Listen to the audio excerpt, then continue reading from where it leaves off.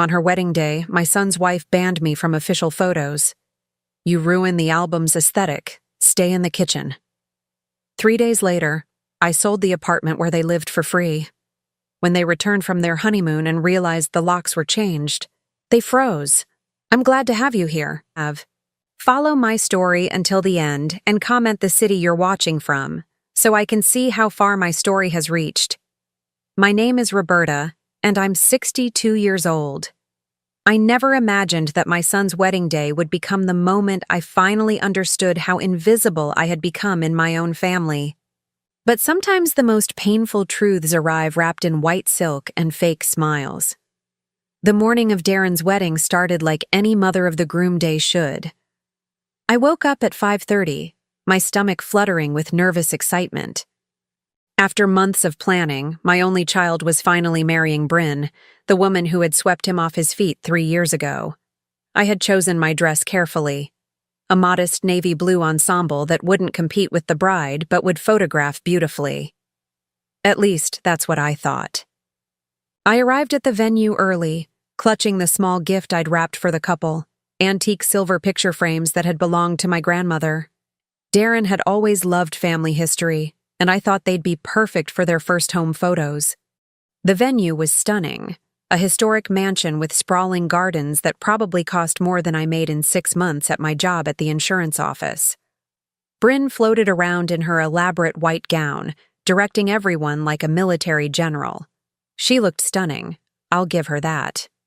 Tall, blonde, with the kind of confidence that comes from never having to worry about money. She'd grown up in wealth, something she reminded everyone about regularly, though never directly. "Mrs. Morrison," she called out to me, using my maiden name instead of acknowledging that Darren and I shared the same last name. "Could you help in the kitchen? The caterers need someone to organize the appetizer trays." I blinked, confused. I thought I was supposed to be getting ready for photos soon. Isn't the family session starting in an hour? Bryn's smile was sharp as crystal. "Oh, about that. We've decided to keep the formal photos intimate, just immediate family. You understand." The words hit me like a slap. Immediate family. As if I, who had raised Darren alone for 18 years after his father abandoned us, somehow didn't qualify. As if the woman who worked double shifts to pay for his college, who held his hand through every fever and heartbreak, was now relegated to kitchen duty. "I don't understand," I said quietly, feeling the eyes of nearby guests turning toward us. "I'm Darren's mother." Bryn's laugh was light and dismissive. "Of course you are. But honestly, Mrs. Morrison, you'd ruin the album's aesthetic. The photographer is very particular about maintaining a cohesive look. And your dress. Well, it's very..." She paused, looking me up and down. "Practical. Why don't you stay in the kitchen where you'll be more comfortable? I'm sure you're much better with serving trays than posing anyway." The humiliation burned through me like acid.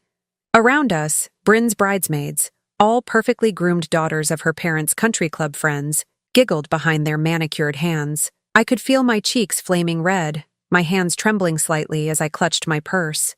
"Where's Darren?" I managed to ask, my voice barely above a whisper. "He's getting ready with the groomsmen." "Very busy. You know how it is. Men and their wedding day jitters." Bryn waved her hand dismissively, her engagement ring, a 3-carat diamond I'd helped Darren pay for, though he didn't know that, catching the light.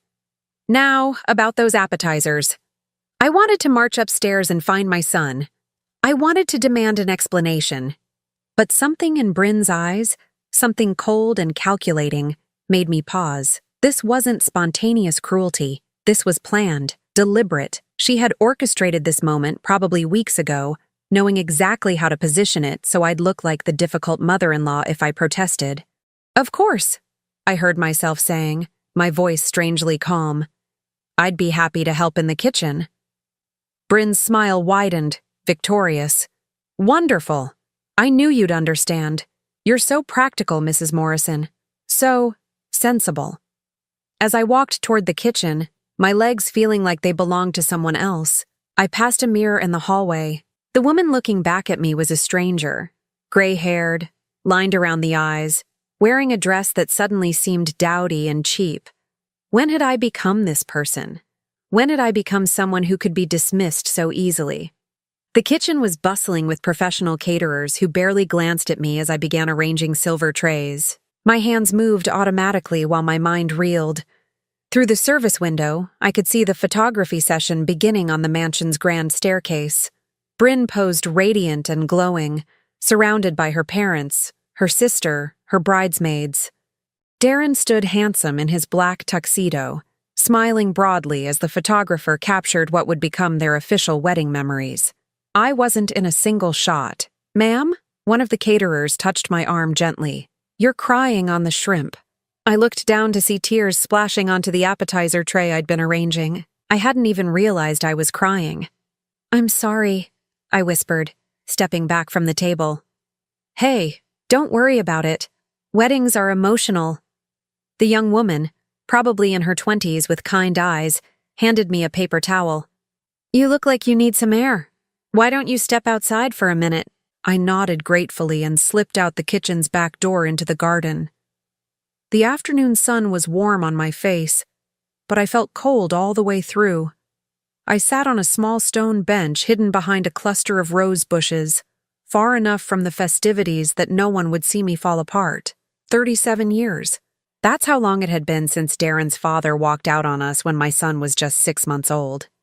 37 years of working 2 jobs, of cutting coupons and shopping sales, of putting every dream on hold so my boy could have everything he needed. I'd watched him graduate valedictorian from high school, earn a full scholarship to State University, land his first job at a prestigious accounting firm.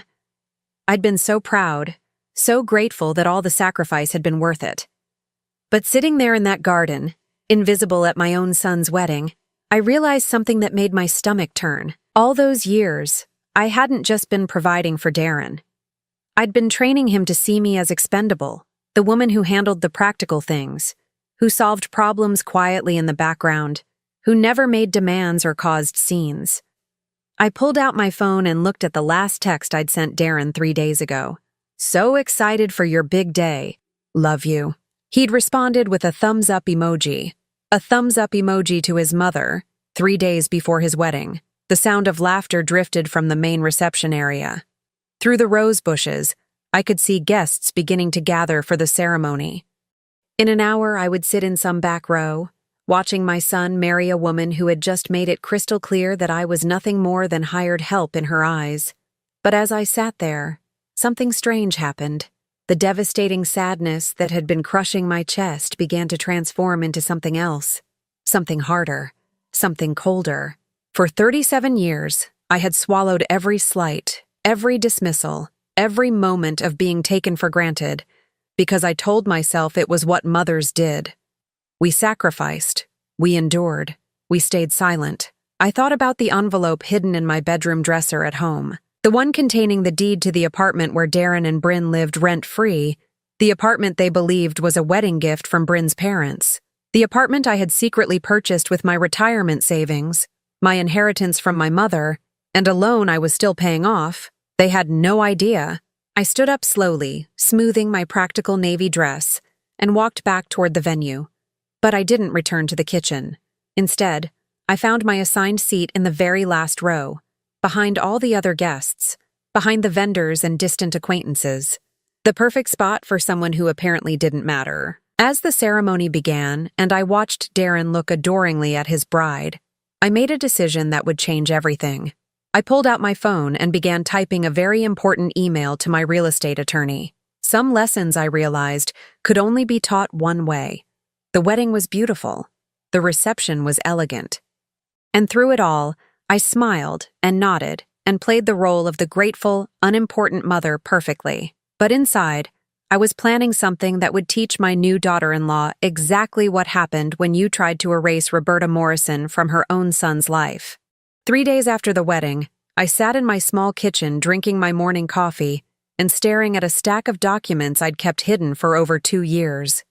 The deed to 894 Maple Street, apartment 12B, the place my son and his new wife called home, the place they thought was a generous wedding gift from Bryn's wealthy parents. They had no idea that every month for the past 24 months, I'd been making the mortgage payments, that every utility bill, every maintenance fee, every property tax statement came directly to my mailbox, that the down payment had consumed my entire inheritance from my mother, $35,000 she'd saved over decades of careful living, money she'd intended to secure my retirement. I'd given it all to ensure my son had a beautiful start to his marriage. The irony wasn't lost on me now, sitting alone in my cramped one-bedroom apartment while they lived in luxury 6 blocks away. But that's what mothers do, isn't it? We sacrifice everything for our children's happiness, even when they don't know we're doing it. The story of how I came to own that apartment began 18 months before the wedding, when Darren first brought Bryn home to meet me. I'd prepared for weeks, cleaning my little apartment until it sparkled, cooking his favorite meal, pot roast with mashed potatoes, the same dinner I'd made every Sunday when he was growing up. I wanted to make a good impression on the woman who'd captured my son's heart. Bryn had walked into my home and barely concealed her shock.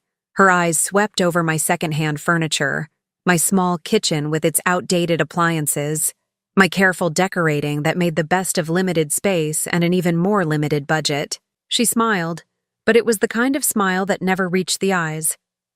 "This is so cozy," she'd said, the word hanging in the air like an insult wrapped in politeness. During dinner, as I served them my carefully prepared meal, Bryn talked extensively about her childhood home, a 5-bedroom colonial with a pool and tennis court, family vacations to Europe, private schools and country clubs. She didn't ask me a single question about myself. Not one. "Darren tells me you work in insurance," she'd mentioned casually while picking at her food. "That must be stable." The way she said stable made it sound like a character flaw. After they left that night, I heard them talking in the hallway outside my apartment. Their voices carried through the thin walls. "She seems sweet," Bryn was saying, but her tone suggested otherwise. "Though that apartment is so small, and the neighborhood isn't exactly, well, you know. Mom's worked hard to make a nice home for herself," Darren had replied, but his voice lacked conviction. "She's done her best." "Of course she has. I didn't mean anything by it. It's just, when we get married, where will we live? I can't imagine bringing children to visit in a place like that. There's no space for family gatherings, and the building is so old." I'd pressed my ear closer to the door, my heart sinking with every word. "We'll figure something out," Darren had said. "Maybe we can find a nice apartment, save up for something better." "Darling, my parents have already offered to help with housing as a wedding gift.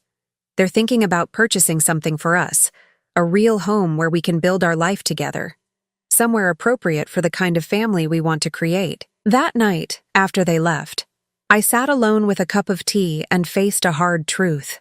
In Bryn's world, I was an embarrassment. My son, the boy I'd raised with such love and sacrifice, was already being taught to see our life together as something to escape from. The next morning, I called in sick to work and spent the day researching real estate websites. If Bryn's parents were going to buy them an apartment, I needed to understand what that meant. I looked at listings in their price range, toured buildings online, educated myself about down payments and mortgage rates. By evening, I'd made a decision that would have seemed impossible just 24 hours earlier. I was going to buy them an apartment myself, not because I had money, I didn't. Not because it was financially sensible, it wasn't. But because I refused to let my son start his marriage feeling ashamed of where he came from. And because some foolish part of me still believed that if I could give them this gift, if I could prove my worth through sacrifice, maybe Bryn would finally see me as family instead of an inconvenience. The next 6 months were a blur of second jobs and careful planning. I started working evenings at a grocery store, stocking shelves and running registers 4 nights a week. I took on freelance bookkeeping for small businesses on weekends. I sold my mother's jewelry, her china set, everything of value she'd left me except the money itself. I lived on rice and beans, turned my heat down to 58 degrees in winter, walked everywhere instead of driving to save gas money. Every penny went toward building the down payment I'd need. The hardest part was finding the apartment without Darren and Bryn knowing. I had to coordinate with their schedules, pretending to have doctor's appointments or errands when I was actually touring properties with real estate agents. I had to research their preferences by listening carefully to their conversations, noting what they mentioned liking or wanting. When I found 894 Maple Street, I knew it was perfect. A 2-bedroom in a beautiful brick building with hardwood floors, updated kitchen, and a small balcony overlooking a tree-lined street. It was in the exact neighborhood Bryn had mentioned wanting to live in, close to her gym and favorite restaurants. The price was $185,000. My down payment would need to be $37,000. I had exactly $35,000 from my mother's inheritance, and $2,000 I'd managed to save from my extra jobs. I sat in the real estate office signing papers with shaking hands, committing to a monthly mortgage payment of $1,400, nearly double my rent. I'd have to keep both extra jobs indefinitely, maybe find a third one. My retirement fund would have to wait. My own dreams of maybe buying a small house someday, of having a garden or a spare bedroom for grandchildren to visit, all of that evaporated with my signature. But it was worth it, I told myself. This was love. This was what mothers did. The plan was simple. I'd arrange for the apartment to be presented as a gift from Bryn's parents. Her father, Richard, was a real estate developer, so it wouldn't seem unusual for him to purchase properties. I'd found a way to make the transaction appear to come from one of his business entities. When Darren called me, ecstatic about their incredible wedding gift, I felt a mixture of joy and heartbreak that I couldn't quite name. "Mom, you won't believe it. Bryn's parents bought us an apartment, a real apartment with 2 bedrooms and everything. Bryn says her dad wanted us to have a proper start to our marriage." "That's wonderful, sweetheart," I'd managed to say, my voice steady despite the fact that I was crying. "You deserve every happiness. I wish you could see it, but they want to keep it as a surprise until after the wedding. Bryn says they're having it furnished and everything." For the next year, I'd watched my son build his life in the home I'd secretly provided. I'd driven by sometimes just to see the lights in their windows, to know they were happy and comfortable. I'd never been invited inside. Now, sitting in my kitchen with those documents spread in front of me, I realized how utterly naive I'd been. I'd thought my sacrifice would somehow bridge the gap between my world and Bryn's. I'd thought providing them with the perfect home would earn me a place in their perfect life. Instead, it had made me even more invisible. They lived in luxury while I worked 3 jobs to pay for it, and not once had either of them thought to question where their good fortune had come from. Not once had they wondered if they could help me in return. The wedding had been the final wake-up call. When Bryn banished me from the photos, when she sent me to the kitchen like hired help, when my own son stood silent and let it happen, I finally understood the truth. I wasn't Darren's mother anymore. I was just the woman who'd raised him, who continued to provide for him from the shadows, who was useful when needed and invisible when not. But I owned something they didn't know about, something that could change everything. I reached for my phone and dialed the number I'd memorized weeks ago, but never had the courage to call. "Henderson Real Estate, this is Patricia." "Hello," I said, my voice surprisingly steady. "This is Roberta Morrison. I own property at 894 Maple Street, apartment 12B. I'd like to discuss putting it on the market immediately." Patricia Henderson turned out to be everything I needed in a real estate agent. Efficient, discreet, and completely uninterested in the personal drama behind my decision to sell. When I met her at her office the Monday after Darren and Bryn left for their honeymoon in Italy, she spread the property details across her desk with the practiced efficiency of someone who'd handled thousands of transactions. "Beautiful apartment," she said, scanning the photos on her computer screen. 2-bedroom, 2-bath, hardwood floors throughout. The building has excellent bones, and that neighborhood is hot right now. We should have no trouble moving this quickly. "How quickly?" I asked, my hands folded tightly in my lap. "Well, that depends on your price point. If you're willing to price it competitively, I'd say we could have offers within a week, maybe less. The market's been crazy lately. Inventory is low, demand is high. Young couples are desperate for move-in ready places exactly like this." I thought about Darren and Bryn, probably sipping wine on some Italian terrace at that very moment, completely oblivious to what was happening to their perfect life back home. They'd taken a 2-week honeymoon, paid for, I was sure, by Bryn's parents. Another gift they'd accepted without question. Another luxury they felt entitled to. "I need it sold before the 20th, I said. That's when they returned from their trip. Patricia raised an eyebrow, but didn't ask questions. "That's ambitious, but doable. We'll need to price it right and maybe offer some incentives for a quick closing. Are you prepared to be flexible on terms?" "Whatever it takes." That afternoon, I met Patricia at the apartment building. I'd never actually been inside Darren and Bryn's home. My home, technically. And walking through those rooms felt surreal. They'd decorated it beautifully, I had to admit. Bryn had expensive taste, and the space looked like something out of a magazine. Soft gray walls, modern furniture, artwork that probably cost more than I made in a month. In the living room, wedding photos sat on the mantel, the same professional shots I'd been excluded from. Bryn looked radiant in her white gown, surrounded by her family and friends. Darren stood handsome and proud beside her. I searched every frame for some evidence of myself, some acknowledgement that I'd been there that day. Nothing. But on the kitchen counter, I found something that made my breath catch. The antique silver picture frames I'd given them as a wedding gift, still in their box, unopened. The card I'd written, expressing my love for Darren and welcome to Bryn, was still sealed inside. They hadn't even bothered to unwrap it. "The staging is already perfect," Patricia was saying, making notes on her tablet. "We won't need to do anything except maybe add some fresh flowers, make sure everything's spotless. This place will show beautifully." I nodded, unable to speak past the lump in my throat. I was standing in a home I'd sacrificed everything to provide, looking at evidence that my gifts, both the apartment and my presence at their wedding, meant nothing to them. "Mrs. Morrison, are you all right?" I turned away from the unopened gift and managed a smile. "I'm fine. Let's get the paperwork started."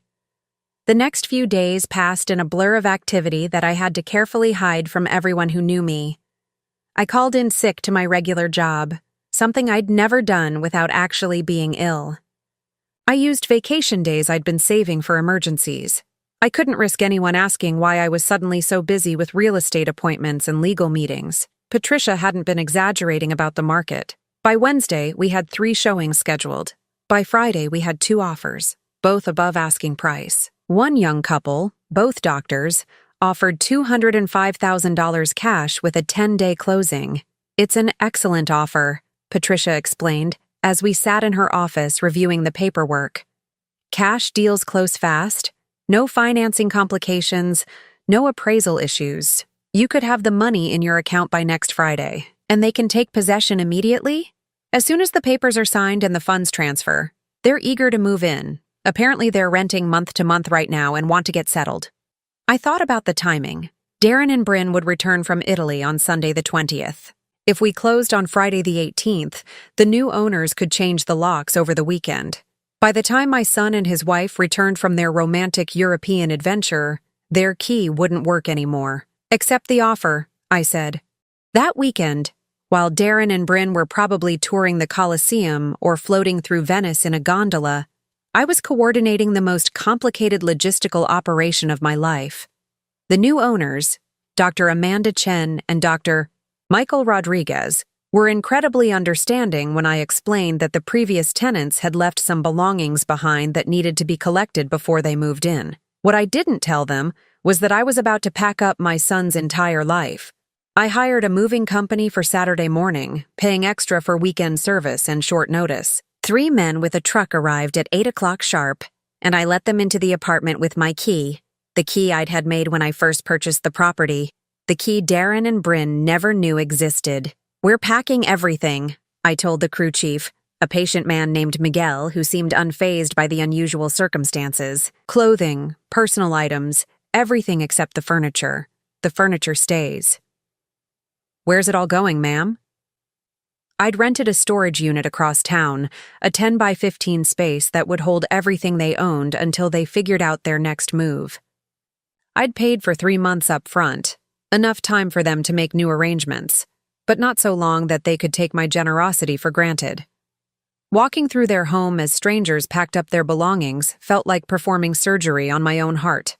I supervised as they carefully wrapped Bryn's expensive dishes, her designer clothes, her collection of handbags that cost more than I spent on groceries in a month. I watched them box up Darren's books, his college diplomas, his childhood photographs that I'd given him when he moved out. In their bedroom closet, I found something that made me pause. A small wooden box tucked behind Bryn's shoes, the kind of box people use to store important documents or sentimental items. I opened it, telling myself I was just checking for valuables that needed special care. Inside were letters. Love letters, but not from Darren. The handwriting was unfamiliar, the signature at the bottom reading, "Forever yours, Marcus." The dates were recent, within the last 6 months. Some were written while she was engaged to my son. I stared at those letters, my hands trembling slightly as the implications sank in. Bryn had been having an affair, maybe still was, the perfect bride who'd humiliated me at her wedding, who'd treated me like hired help while accepting the home I'd secretly provided, had been cheating on my son. For a moment, I considered keeping the letters, using them. The information in that box could destroy Bryn's marriage and vindicate every terrible feeling I'd had about her. But then I realized something important. I didn't need to destroy their marriage. I didn't need to expose Bryn's secrets or prove that she was the terrible person I'd always suspected her to be. I was already giving them something far more valuable than scandal, the truth about who they really were when the comfortable lies were stripped away. I put the letters back in the box and had them packed with everything else. Whatever happened between Darren and Bryn was their business. My business was teaching them what it felt like to have their security ripped away without warning, just like they'd ripped away my dignity at their wedding. By 3 o'clock Saturday afternoon, the apartment was empty of all their personal belongings. The movers had been thorough and careful, leaving only the furniture and the basic appliances. The place looked exactly as it had when I'd first bought it. Beautiful, clean, ready for new occupants. I stood in the empty living room one last time, looking at the space where their wedding photos had been displayed just hours earlier. The mantel was bare now, just clean marble reflecting the afternoon sunlight streaming through the windows. On Monday morning, I met with the attorney handling the closing. The paperwork was extensive but straightforward. I was transferring ownership of the property to Dr. Chen and Dr. Rodriguez for the agreed-upon price of $205,000. After paying off the remaining mortgage balance of $147,000 and covering closing costs, I would walk away with about $52,000. It wasn't enough to replace my retirement savings, but it was enough to give me options I'd never had before. Enough to quit my second and third jobs, maybe even take a real vacation for the first time in decades. The buyers want to change the locks immediately, the attorney mentioned as we reviewed the final documents. They're concerned about security, given that the previous occupants might still have keys. That's perfectly fine, I said, signing my name with a steady hand. On Friday afternoon, I watched from my car across the street as the locksmith installed new deadbolts on the apartment that had consumed my life savings and 2 years of extra work. Dr. Chen and Dr. Rodriguez arrived with their moving truck just as he finished, young and excited to start their life in their new home. They looked happy. They looked grateful. They looked like the kind of people who would never take their good fortune for granted. That evening, I sat in my small apartment with a glass of wine and my phone. I had a text from Darren sent from Rome. "Having amazing time. Can't wait to get home and start our new life together." I typed back, "Enjoy every moment, sweetheart. Home will be waiting for you." It was true, in a way. Home would be waiting, just not the home they expected. Somewhere over the Atlantic, my son and his wife were probably watching movies and planning their future, completely unaware that their old life no longer existed. In less than 48 hours, they would discover what I'd learned long ago, that security is fragile, that comfort can disappear without warning, and that sometimes the people you trust most are the ones who hurt you deepest. I raised my wine glass in a silent toast to the empty apartment across town, to the storage unit full of their belongings, and to the lesson they were about to learn. Some gifts, I'd discovered, come with strings attached, And sometimes those strings are actually chains. Sunday morning, the 20th of October, I woke up earlier than usual. My stomach had been churning since 3 a.m., not from guilt or regret, but from a mixture of anticipation and something that felt almost like excitement. Today was the day Darren and Bryn would return from their Italian honeymoon to discover that their perfect life had vanished while they were gone. I made myself a pot of coffee and sat by my living room window, which offered a partial view of Maple Street. Their flight was supposed to land at noon, which meant they'd probably be back at the apartment by 2 o'clock. I'd positioned myself to watch, though I wasn't sure why. Maybe I needed to see their faces when reality hit. Maybe I needed to witness the moment they learned what I'd learned years ago, that security is just an illusion. My phone had been buzzing with texts from them throughout their trip. Photos of pasta dishes and ancient ruins, selfies in front of the Trevi Fountain, videos of gondola rides through Venice. They looked so happy, so carefree, so completely convinced that their charmed life would continue forever. "Mom, Italy is incredible," Darren had texted yesterday. "Bryn says we should plan to come back for our first anniversary. Maybe you can visit us when we get home. See the apartment properly for the first time." The irony of that message had made me laugh out loud. Visit them in the apartment I'd secretly owned for 2 years. The apartment I'd just sold to strangers while they were throwing coins in Italian fountains and making wishes that would never come true. At exactly 1:45 p.m., I saw the taxi pull up in front of their building. Darren got out first, looking tanned and relaxed in clothes that probably cost more than I spent on myself in 6 months. He pulled their luggage from the trunk while Bryn emerged from the other side, her blonde hair perfectly styled despite the long flight, her designer sunglasses hiding her eyes. They looked like a couple from a magazine spread. Young, beautiful, privileged, completely unaware that their world was about to collapse. I watched them wheel their suitcases up the front steps, Bryn gesturing animatedly as she told some story from their trip. Darren was laughing, his arm around her waist, his face bright with the kind of happiness that comes from 2 weeks of luxury and romance. They disappeared into the building, and I found myself holding my breath. It took exactly 4 minutes for my phone to ring. "Mom?"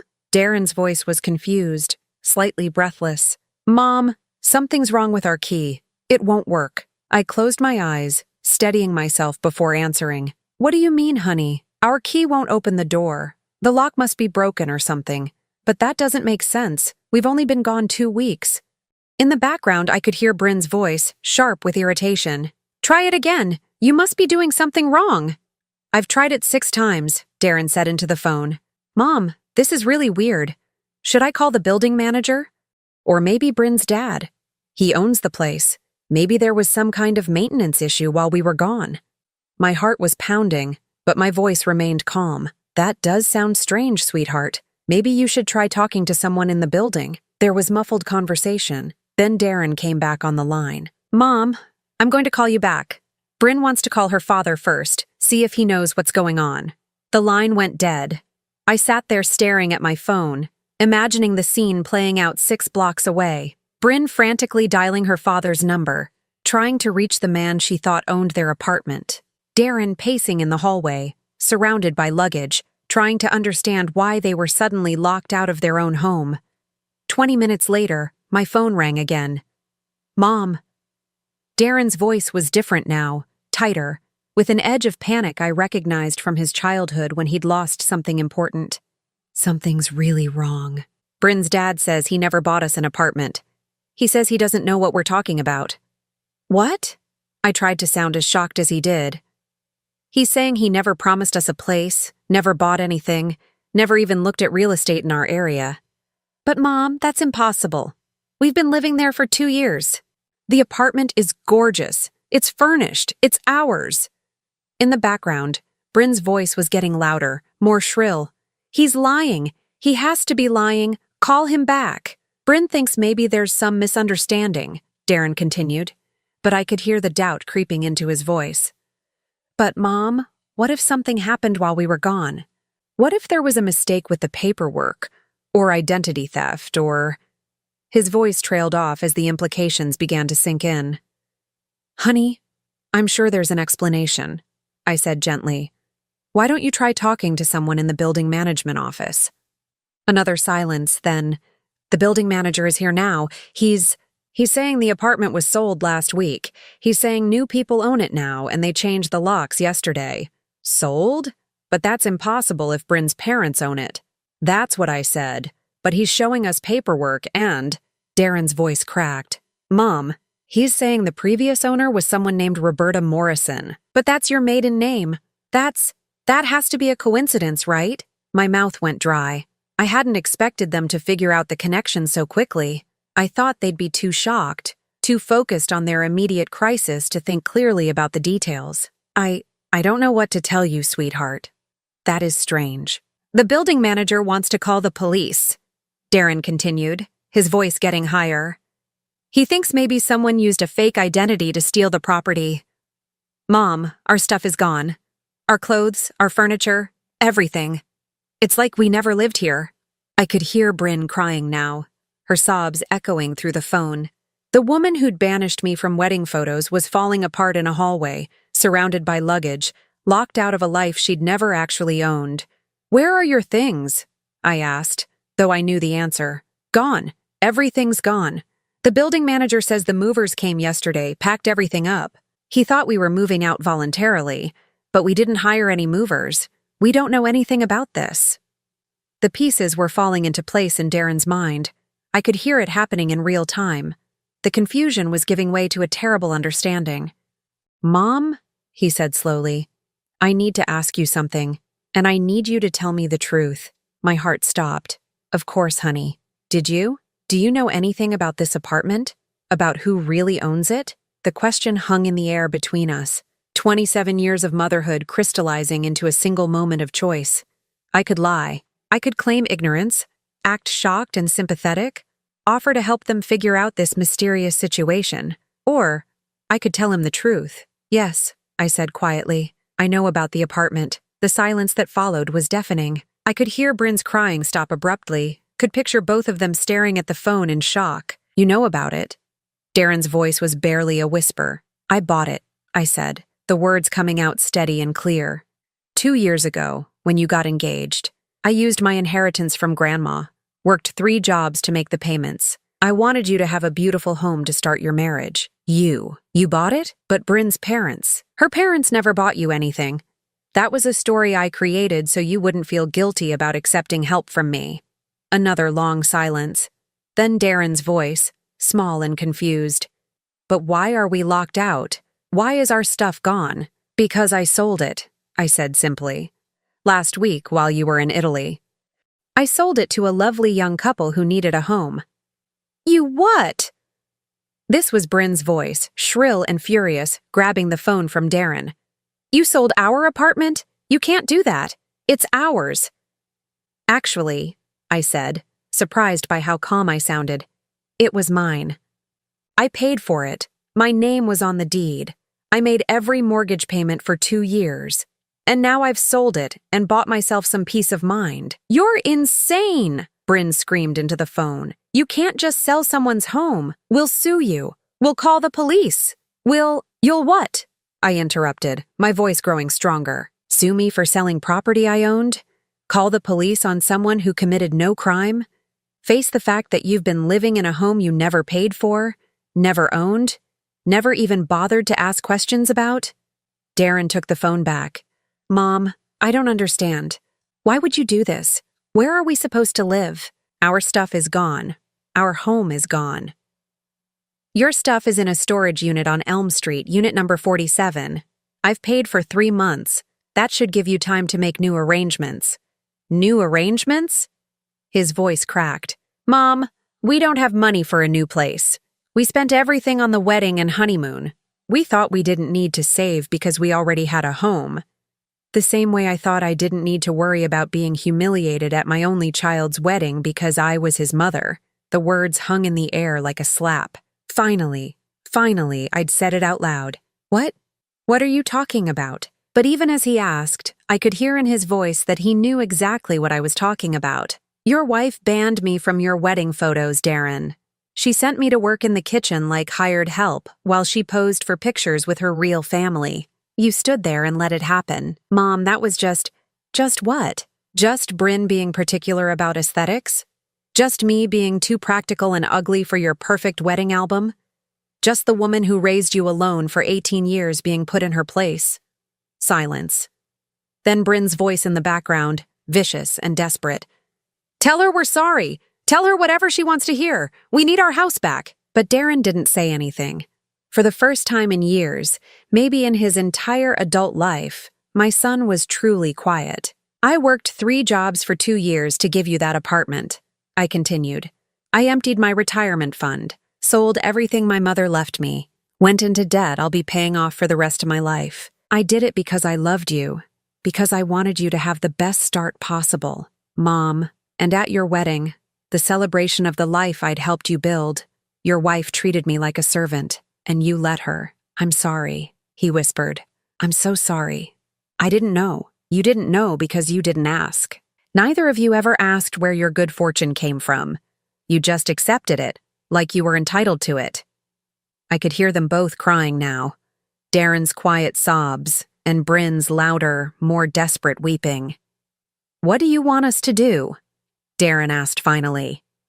I looked around my small apartment, at the life I'd built with careful saving and quiet dignity, the life Bryn had dismissed as embarrassing and inadequate. I want you to figure it out, I said.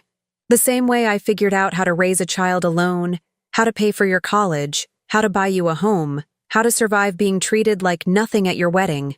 I want you to grow up.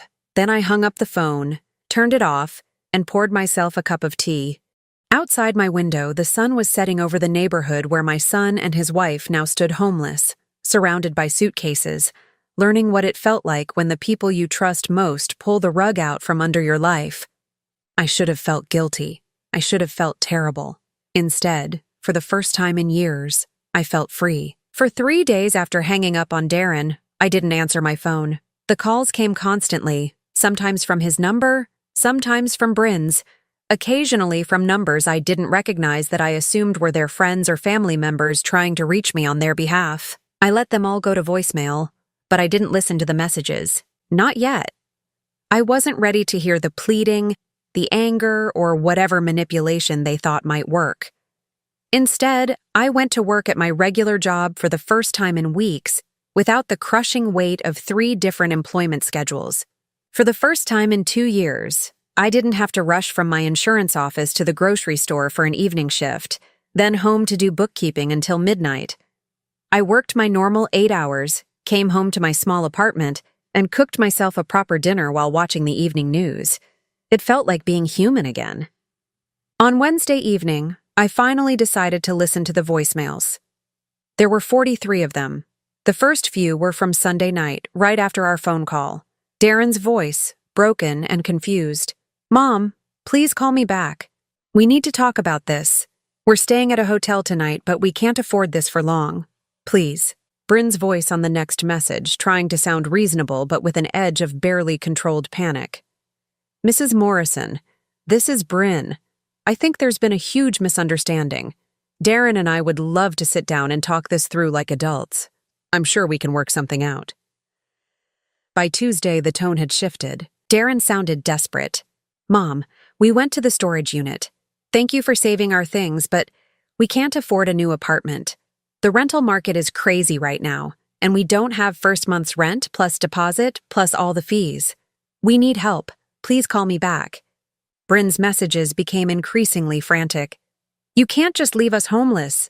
This is insane. Darren is your son. How can you do this to your own child? But it was the message from Wednesday afternoon that made me sit up straight. A woman's voice I didn't recognize, older with the crisp diction of someone accustomed to being obeyed. This is Victoria Whitman, Bryn's mother. I understand there's been some sort of family dispute that has left my daughter and her husband without housing. This is completely unacceptable. I'm calling to inform you that we'll be taking legal action if this situation isn't resolved immediately. No one treats a Whitman this way. I had to laugh. Bryn's mother, calling to threaten me with lawyers because her daughter's free ride had ended. The same people who had supposedly bought the apartment for their daughter, but somehow knew nothing about it when the locks were changed. The next message was from Darren again, and this one was different. His voice was tired, defeated. Mom, Bryn's parents are saying they never promised us anything. Her dad is claiming he doesn't know what we're talking about when we mention the apartment gift. Bryn is. She's not handling this well. She's saying things that don't make sense, blaming everyone except herself. I'm starting to wonder if I ever really knew her at all. That message had been left just 2 hours ago. I poured myself a glass of wine and called him back. He answered on the first ring. Mom? Hello, Darren. Oh, God, thank you for calling me back. I wasn't sure you would. Where are you staying? A motel on Route 9, the Starlight Inn. It's pretty awful, but it's what we can afford right now. I knew the place. $49 a night, weekly rates available, the kind of place where people stayed when they'd run out of other options. The irony wasn't lost on me. Bryn, who'd found my modest apartment embarrassing, was now living somewhere that made my neighborhood look like Beverly Hills. How is Bryn handling it? A long pause. Not well. Mom, she's saying things that are really bothering me. About you, about our family, about people who don't have money. I never realized how she really felt about. About people like me? Yeah. His voice was barely a whisper. About people like us. Tell me what she's been saying. Another pause, then words that came out in a rush. She keeps talking about how this is all your fault, how you're vindictive and jealous of our happiness. She said you probably planned this from the beginning, that you never really wanted her in the family. And when I tried to defend you, tried to explain that you worked 3 jobs to buy us that apartment, she said. What did she say? She said that was your job, that parents are supposed to sacrifice for their children, and you were just doing what you were supposed to do. She said you had no right to expect gratitude for basic parental duties. I felt something cold settle in my chest. What else? She called you pathetic. She said any real mother would have found a way to help us without making such a big deal about it. She said. He stopped, his voice breaking slightly. Say it, Darren. She said she never wanted you in our wedding photos because you looked poor and sad, and it would have reminded everyone that I came from nothing. She said she was protecting me from embarrassment. The words hit exactly as they were meant to, like knives, precise and sharp. But instead of pain, I felt a strange sense of validation. Finally, Bryn's mask was slipping. Finally, Darren was seeing what I'd known all along. And what did you say to that? I told her that was horrible. I told her you were my mother, and she had no right to talk about you that way. And He took a shaky breath. She said if I wanted to keep defending poor people instead of building a life with her, maybe I wasn't the man she thought she married. I see. Mom, I'm starting to think I made a terrible mistake. This woman I married, when things got difficult, she became someone I don't recognize. Or maybe this is who she always was, and I just didn't want to see it. I sat in my quiet kitchen, listening to my son finally understand what I'd tried to protect him from. Part of me wanted to comfort him, to rush over to that awful motel and rescue them both. But the larger part of me knew this was necessary. This was the lesson he needed to learn. What are you going to do? I asked. I don't know. We can't afford an apartment, not a decent one. Everything requires first month, last month, and a security deposit, and we spent our savings on the honeymoon. Bryn keeps saying her parents will help, but they're not returning her calls. I think they're embarrassed by the whole situation. And work? Are you both still employed? Yeah, but Bryn's been missing days because she's too upset to function. She keeps crying and saying her life is ruined. My boss has been understanding, but I can't concentrate. Everything feels like it's falling apart. In the background, I could hear a door slam and Bryn's voice, shrill and angry. Are you talking to her? Hang up. Don't you dare beg that crazy woman for anything. I should go, Darren said quickly. Wait, there's something you need to know. What? I found letters in Bryn's belongings when I had them packed. Love letters from someone named Marcus, dated during your engagement. Silence. Then, what? She was having an affair, Darren. Maybe still is. I put the letters in the storage unit with everything else. Box 47, behind her shoes. I heard him take in a sharp breath. Are you sure? I'm sure. More silence, then Bryn's voice getting closer. Who are you talking to? Darren, get off the phone. I have to go, he whispered. Darren, wait, one more thing. What? You asked me what I want you to do. I want you to decide who you really are. Are you the man who stands silent while his wife humiliates his mother?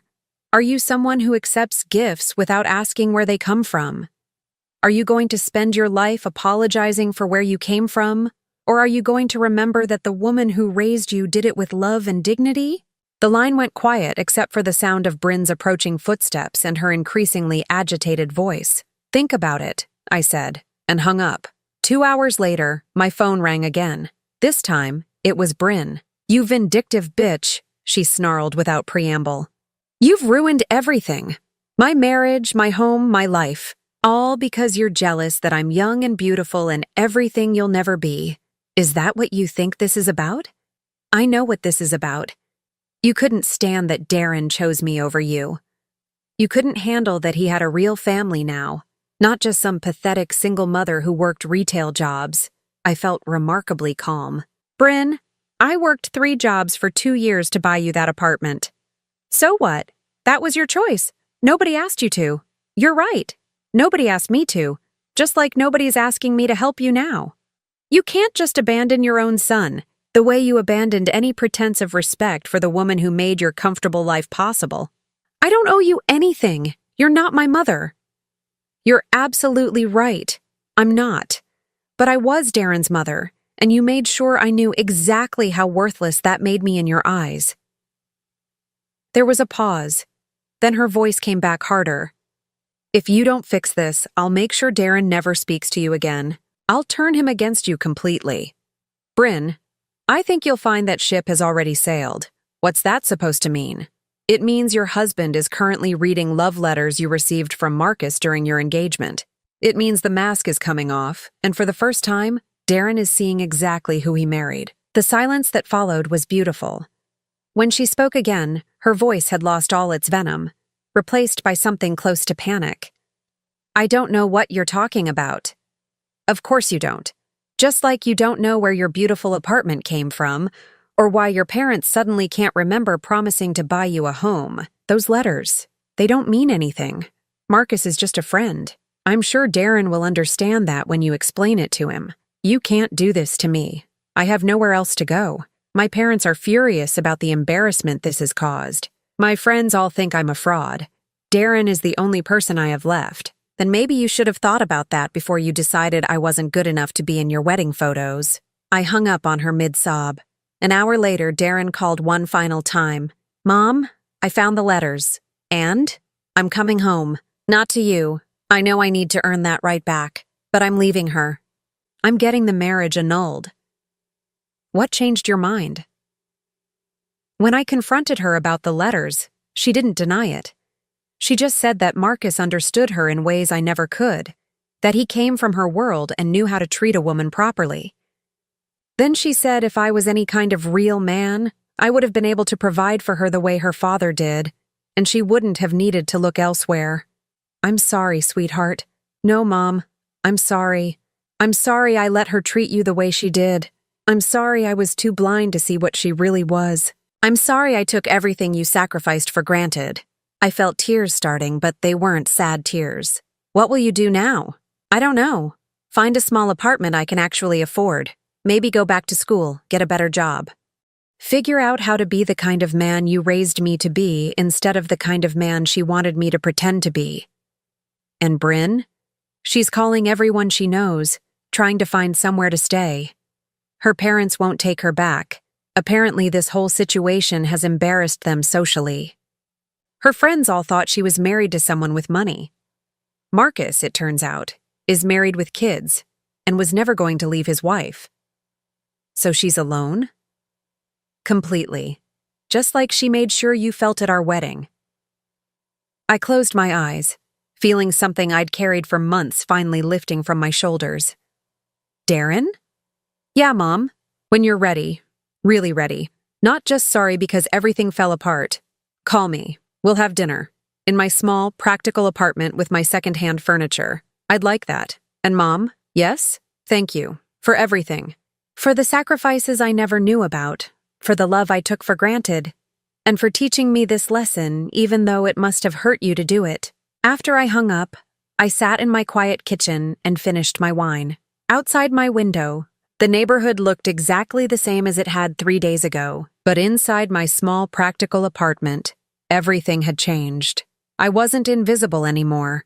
I wasn't taken for granted. I wasn't the woman who gave everything and received nothing in return. I was Roberta Morrison, and I had finally learned that sometimes the most loving thing you can do is stop letting people treat you like you don't matter, even if one of those people is your own son. 6 months later, I was standing in the kitchen of my new home, a small 2-bedroom cottage I'd bought with the money from selling Darren's apartment, when I heard a car door slam in my driveway. Through the window, I watched my son climb out of a modest used Honda, carrying a bouquet of grocery store flowers and what looked like a homemade casserole dish. He looked different, thinner maybe, but stronger somehow. His expensive clothes had been replaced with simple jeans and a button-down shirt. His hair was a little longer, less perfectly styled. He looked like the boy I'd raised, not the man Bryn had tried to reshape him into. This was his 3rd visit since the day he'd called to tell me his marriage was over. The first time, 2 months ago, he'd stood on my front porch for 10 minutes apologizing before I'd invited him in. The second time, we'd managed to have coffee and awkward conversation about safe topics like work and weather. Today felt different, though I wasn't sure why. I opened the door before he could knock. "Hi, Mom." "Hello, sweetheart. Come in." He followed me into the kitchen, setting the casserole dish on my counter with the careful attention of someone who'd learned not to take domestic gestures for granted. "I made lasagna," he said, almost shyly. "I've been learning to cook. Turns out it's not as hard as I thought when you can't afford to eat out every night." I smiled, genuinely pleased. "I'd love to try it. How's the apartment working out?" He'd moved into a 1-bedroom place in a neighborhood similar to mine. Not fancy, but clean and safe and within his means. No help from me, no help from anyone. He'd furnished it slowly with second-hand finds and careful budgeting. It's good. Small, but good. I'm learning to appreciate small. We moved to the living room, settling into the comfortable chairs I'd arranged around a small coffee table. The cottage was a far cry from the luxury apartment I'd bought him, but it was mine in a way that place had never been. Every piece of furniture chosen by me, every decoration reflecting my taste, every mortgage payment coming from money I'd earned honestly. "Mom, I need to tell you something," Darren said, his hands clasped in front of him. "All right." "I've been going to therapy." I raised an eyebrow, surprised. "Oh?" "Yeah." I realized after everything happened that I had no idea who I really was. I'd spent so long trying to be what Bryn wanted, trying to fit into her world, that I'd lost track of my own values. The therapist is helping me figure out how I became someone who could stand by while his wife humiliated his mother. I felt a flutter of something. Not quite forgiveness, not yet, but something softer than the anger I'd carried for so long. "What have you learned?" He was quiet for a moment, choosing his words carefully. "I learned that I was ashamed, not of you exactly, but of being poor. Of having grown up with less than other kids. When I got my job at the accounting firm, when I started making decent money, I thought I could leave all that behind. And when Bryn came along, with her family's money and connections, I thought she was my ticket to really belonging somewhere. And now? Now I understand that I already belonged somewhere. I belonged with you, in the life we built together. It wasn't glamorous, but it was real. It was earned. And I threw it away for something that was never real at all. I studied my son's face, looking for the sincerity I'd stopped believing in. What I saw there was humility, something I'd never seen in him before the apartment disappeared. "Tell me about Bryn," I said. "What happened after the annulment?" His expression darkened. "It got ugly. When she realized I was serious about ending the marriage, when her parents made it clear they weren't going to bail her out, she tried everything.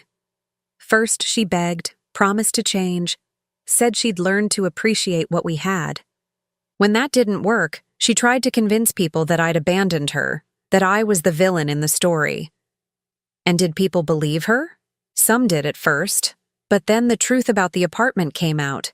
that you'd been the real owner all along, that her parents had never bought us anything. People started asking questions about other things she'd claimed. Her whole house of cards came tumbling down. Where is she now? Last I heard, she was living with Marcus. Turned out he wasn't as married as she thought. His wife had been planning to divorce him anyway. They deserve each other. I felt a surprising lack of satisfaction at this news. 6 months ago, hearing that Bryn had been reduced to living with her affair partner might have pleased me. Now it just seemed sad and predictable. Darren, why are you really here today? He reached into his jacket pocket and pulled out an envelope.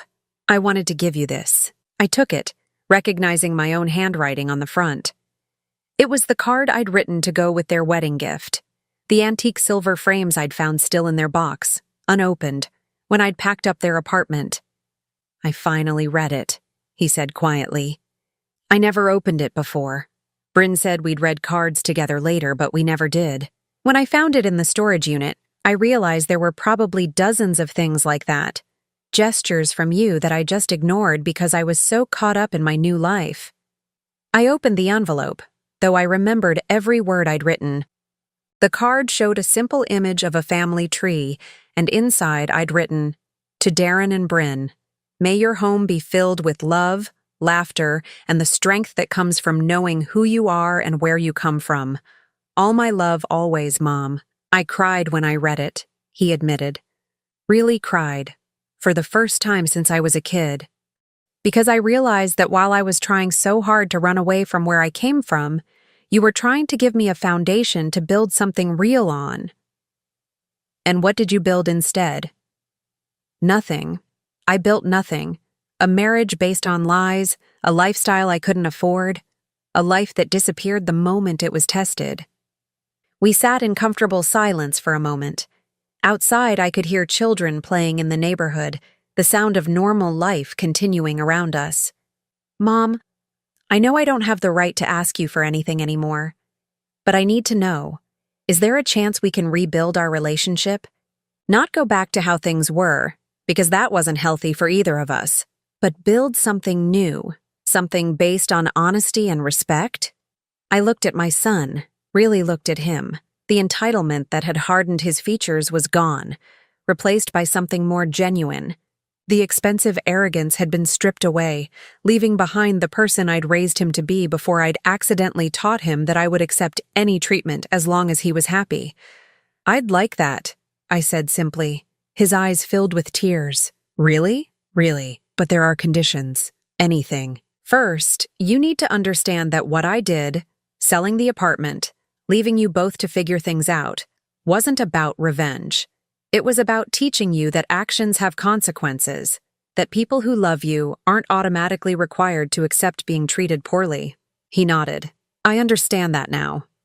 Second, I need you to understand that I'm not the same person I was before. I'm not going to sacrifice my own well-being for your comfort anymore. I'm not going to work multiple jobs to fund a lifestyle you can't afford. I'm not going to pretend to be less than I am so you can feel better about who you choose to spend your life with. I wouldn't want you to. I can see now how strong you are, how much you accomplished. I was an idiot for ever being ashamed of that. Third, if you ever get serious about someone again, she has to accept me as I am. In my small house, with my practical clothes, with my ordinary life. If she can't treat me with basic human dignity, she's not welcome in our family. Agreed, completely. I reached over and took his hand. Then yes, we can rebuild this, but slowly and with honesty this time. He squeezed my hand, tears running down his cheeks. Thank you, Mom. I know I don't deserve this chance, but I promise I'll earn it. We spent the rest of the afternoon cooking together, sharing stories about our separate journeys over the past 6 months. Darren told me about learning to budget, about making friends who didn't care about his designer clothes or expensive address. I told him about the peace I'd found in my cottage, about the book club I'd joined, about the small pleasures of a life lived within my means. As evening approached and he prepared to leave, Darren paused at the front door. Mom, can I ask you something? Of course. Do you regret it? Selling the apartment, putting us through all that? I considered the question seriously. I regret that it was necessary. I regret that you had to learn such a hard lesson. But do I regret standing up for myself, teaching you that love doesn't mean accepting disrespect? No, I don't regret that at all. He nodded, understanding. I'm glad you did it. Even though it was awful at the time, I'm glad you loved me enough to stop enabling me. After he left, I sat on my front porch with a cup of tea, watching the sunset paint the sky in shades of orange and pink. The neighborhood was quiet, except for the distant sound of traffic and the chirping of birds settling in for the night. 6 months ago, I'd been a woman who worked 3 jobs to fund other people's dreams, while my own life grew smaller and smaller. I'd been someone who accepted crumbs of affection and convinced myself it was love. I'd been invisible in my own family, valued only for what I could provide. Now I was something different. I was a woman who'd bought herself a home with money she'd earned by refusing to accept unacceptable treatment. I was someone who'd learned that sometimes the most loving thing you can do is stop giving until you're given respect in return. I thought about Bryn, probably still cycling through relationships with men who would disappoint her, still convinced that her value lay in her beauty and her ability to extract resources from others. I thought about Darren, slowly learning to build a life based on his own efforts and authentic connections. I thought about myself, finally free to discover who I was when I wasn't busy sacrificing everything for people who'd never asked me to. The cottage around me was small but beautiful, furnished with things I'd chosen because I liked them, not because they fit someone else's vision of what my life should look like. The mortgage payments came from money I'd earned at a single job I enjoyed, not from the exhausting juggling act of multiple employers. The silence was peaceful rather than lonely, because I'd finally learned the difference between being alone and being abandoned. As the stars began to appear in the darkening sky, I realized something that surprised me with its simplicity. I was happy. Not the desperate, anxious happiness of someone afraid to lose what they had, but the deep, quiet satisfaction of someone who'd built exactly the life they wanted. It had taken 62 years and the loss of everything I thought I needed, but I'd finally learned the most important lesson of all. Sometimes the greatest gift you can give someone, including yourself, is the knowledge that love without respect is just another form of imprisonment. And sometimes, the most beautiful thing about burning down your old life is discovering that you're strong enough to build a better one from the ashes. I finished my tea, locked my front door, and went to bed in my small, practical bedroom, in my modest cottage, in the life I'd finally learned to value. For the first time in decades, I slept without wondering if I was enough. I was more than enough. I was free. Now I'm curious about you who listened to my story. What would you do if you were in my place? Have you ever been through something similar? Comment below. And meanwhile, I'm leaving on the final screen 2 other stories that are channel favorites, and they will definitely surprise you. Thank you for watching until here.